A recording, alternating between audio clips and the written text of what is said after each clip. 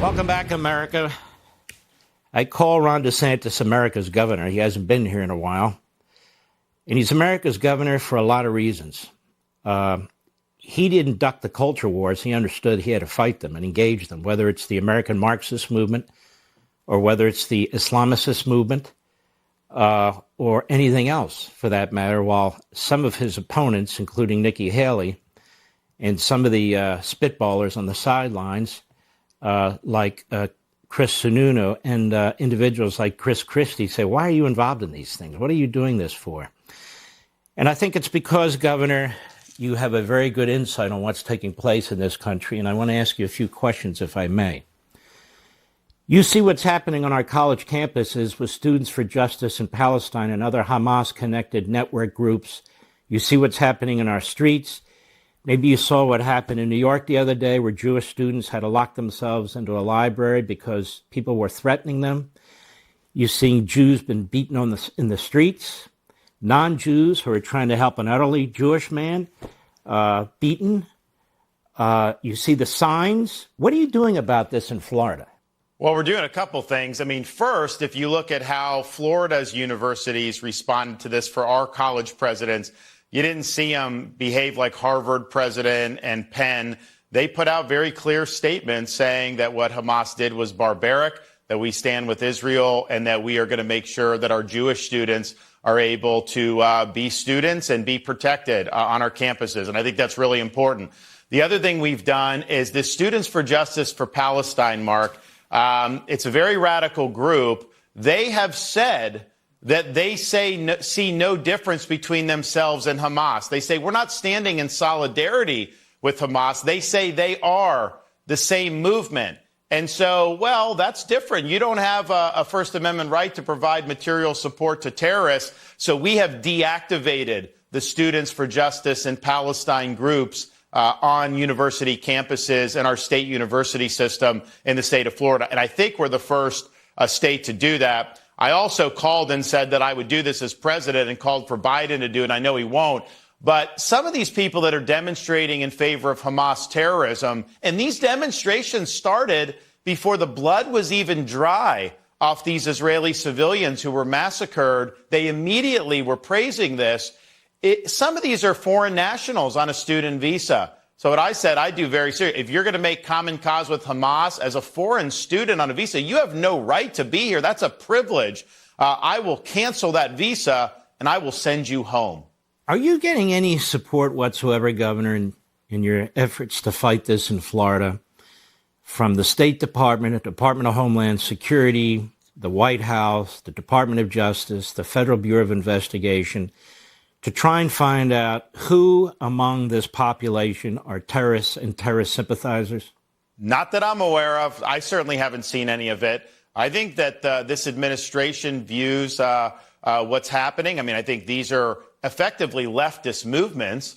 And I think the administration is just sitting there not doing anything that they really should be doing. And when you see something like at the Cooper Union in New York City with how they treated those Jewish students, you know, that's a civil rights issue. That's a federal civil rights case right there with the environment that they're creating. So this has been pathetic to watch the Biden administration do virtually nothing. Mark, they weren't even removing people from Israel who wanted to get back to America once the war started. I had to marshal planes from Florida.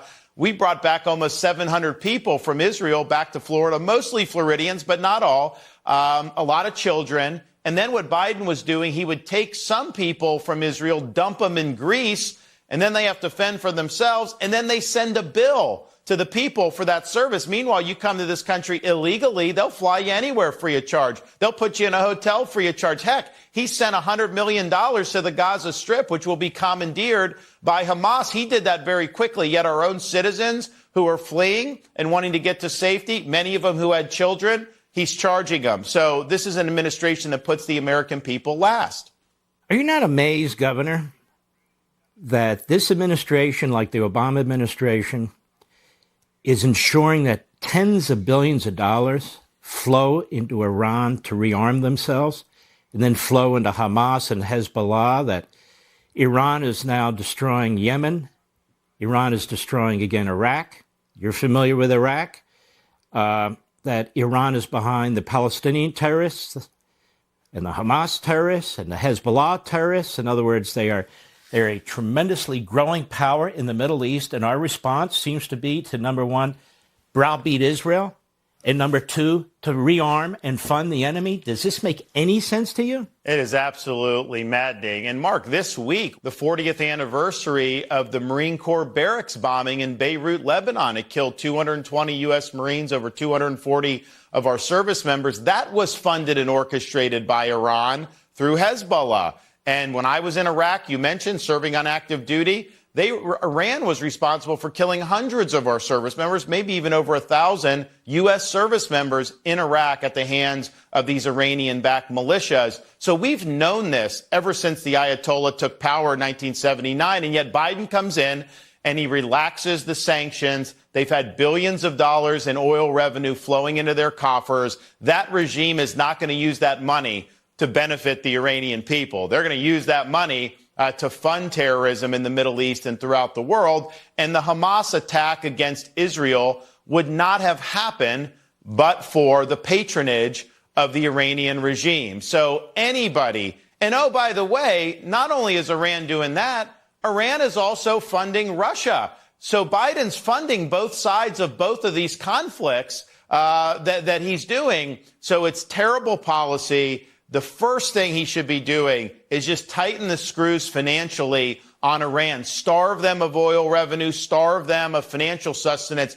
We actually did that in Florida. I announced right after the attacks, we are going to be expanding Iran sanctions, state-based sanctions, and we're going to do a special session of the Florida legislature in early November.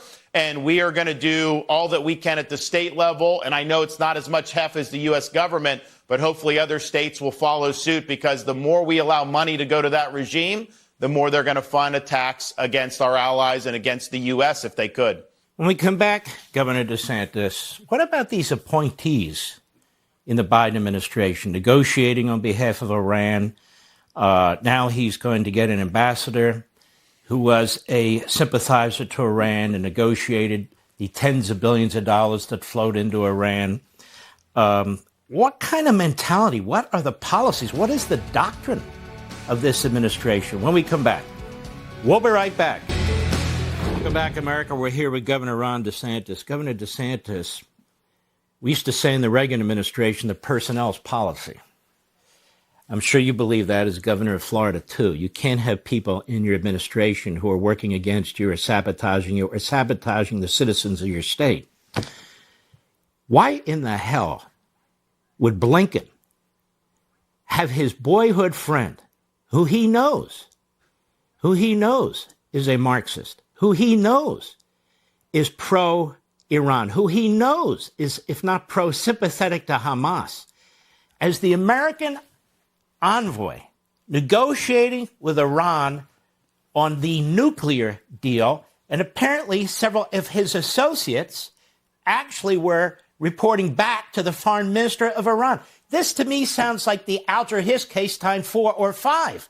What do you make of this? I mean, it is unbelievable. I mean, the amount of influence that Iran has over key people in the administration is really mind-boggling. And, look, I think a lot of their weakness vis-a-vis Iran is ideological. I think it goes back to the Shah was a U.S. ally. They didn't like that. When the Ayatollah came in, the left just views that as kind of sticking it to America. So they naturally gravitate towards those types of leaders internationally. But this is really insidious, and it's also really, really dangerous. I mean, Obama did the Iran deal. You opposed it. I opposed it. It was bad policy. The Trump administration correctly reversed it. Biden's trying to do a deal which is probably even worse, not even going to be written down, will likely give them even more concessions. And that is going to mean more problems in this world. There's just no two ways about it. And they seem to hate congressional oversight. So Republicans in Congress have been asking over and over again, this guy Malley, who was the chief envoy, he had his classification pulled, shockingly, by the FBI and the State Department, which means they saw things. There have been emails now released showing the communication that was taking place between a number of his subordinates and so forth. And now they have and are pushing this guy, Jack Lew, to be ambassador to Israel from the United States. Jack Lew, who worked this whole Iran deal and made sure the billions of dollars was available to Iran. Jack Lew, who is sympathetic to Iran.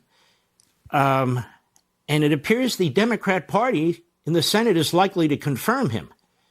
So is this the position of the Democrat Party now, to support Iran and their proxies, whether they're in the United States or whether they're overseas? It looks like that. I mean, I think what Jack Lew will do, he will be behind the scenes in Israel, really trying to restrain Israel from defending itself. You've already seen the administration do that. Part of it, I think, is ideological, but part of it is they want to get a deal with Iran, and they think that, and I think it's probably true, that having Israel defend itself would make that more elusive for them. So they're putting this interest of a deal, which is going to be a bad deal anyways, over the well-being of one of our strongest American allies. The proper policy for the U.S. government should be that Israel can defend itself to the hilt. We will support it. They're not asking us to fight any wars for them. They have a strong defense. They take it very seriously. But what they need is the American president and administration in public and in private supporting their effort to end Hamas as an entity. Because if they don't end it,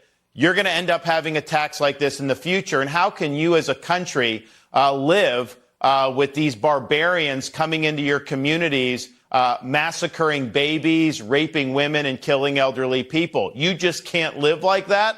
Hamas would wipe the entire state of Israel off the map if they could. You don't have to live with a threat like that right on your border. In fact, Hamas has said through its leaders that they not only want to wipe out Israel, they want to wipe out the United States. They not only want to obliterate Jews, they want to obliterate Christians and non-believers. This is in their mission statement. This is what they believe. This is what they say. I think we ought to take them at their word because they're real terrorist psychos and they're really committed to this. One last question about this, Governor, which is the Democrat Party seems to tolerate, if not promote, certain individuals, elected individuals within its midst, like AOC, Tlaib, Omar, who are blatant anti-Semites, and they refused to even vote for a resolution the other day which condemned Hamas. What do you make of that? Joe Biden doesn't criticize them. And I think they're a reflection, unfortunately, Mark, of a pulse within the left wing of the Democratic Party. I don't think that they just showed up out of nowhere. I think they're being lifted up by voters and activists who want to see these anti-Israel and anti-Jewish stands. And that's one of the reasons why AOC and some of the squad were calling on us to import large numbers of Gaza refugees. Now, Egypt won't take them. Jordan won't take them. Saudi Arabia won't take them. But yet the United States should have hundreds of thousands. And I said absolutely not. And, the media was like, well, not everyone in Gaza is a Hamas terrorist. And I said, well, that's true, although they did elect Hamas and the people on the streets were cheering when Hamas did those attacks. And they also cheered when the Twin Towers were knocked down on September 11, 2001. But the issue is not even whether they're part of Hamas or terrorists. They teach kids in the Gaza Strip to hate Jews. They teach them that Israel should not exist and that they want to wipe Israel off the map. So why would we want to be importing those pathologies to our country? I'm not going to do that. We shouldn't do it. But people like AOC and I think Omar, they want to do that. Hundreds of thousands of people like that, or millions of people even, because they want to change this country to be in their image. And that will destroy the United States if they end up winning all these fights in the future. Well, you're 100% right. People want to contact you. Where do they go, Governor? You go to our website, rondesantis.com, rondesantis.com. All right. God bless you. Be safe out there. We appreciate you. Thanks so much, Mark. Take care. We'll be right back.